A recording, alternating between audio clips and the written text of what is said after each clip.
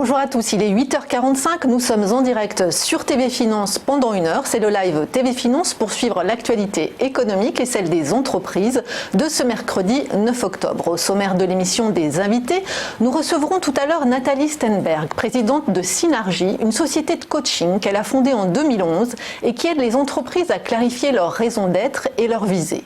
Nous assisterons à l'ouverture de la Bourse de Paris aux côtés d'Éric Seban, trader et coach chez Perceval Finance. Dorian Abadi, formateur en analyse technique, nous présentera les market movers du jour. Et nous retrouverons ensuite les interviews de Thomas Lefebvre, CEO de Saïa, une start-up qui s'intéresse au bien-être des salariés, de François Moreau, président fondateur de Réservoir Watch, une marque de montres de luxe inspirée de l'esthétisme des compteurs anciens, et enfin celle d'Arthur Dubouchet, cofondateur de Place2Biz, un réseau social qui permet de gagner de l'argent en partageant ses bonnes adresses.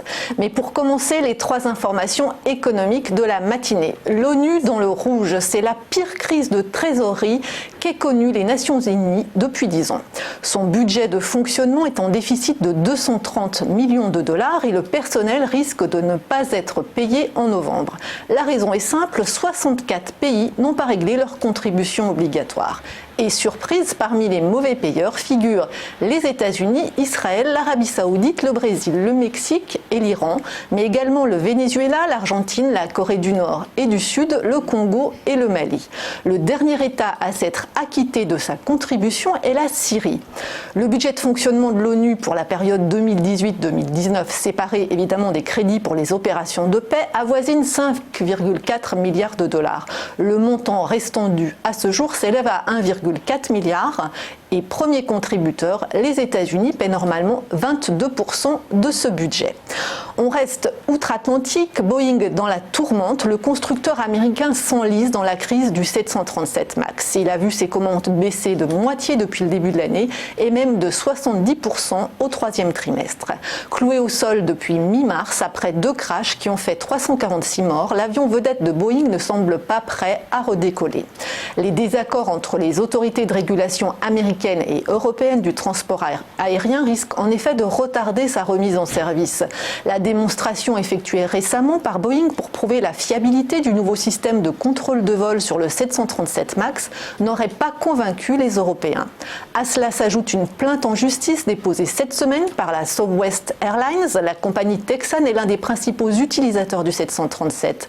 Elle a dû annuler 30 000 vols et estime le manque à gagner pour ses pilotes à 100 millions de dollars. Du côté français maintenant, la FDJ, une cagnotte à 1 milliard d'euros pour l'État. Le gouvernement français espère tirer plus d'1 milliard d'euros de la privatisation de la Française des Jeux. L'opération est programmée pour la fin du mois de novembre, si les conditions de marché le permettent, bien entendu. L'État, qui contrôle actuellement 72% du capital, deviendra actionnaire minoritaire à hauteur de 20%. Deuxième loterie européenne et quatrième mondiale, la Française des Jeux a engrangé depuis le début de l'année 12,5 milliards d'euros de mise, en hausse de 8%.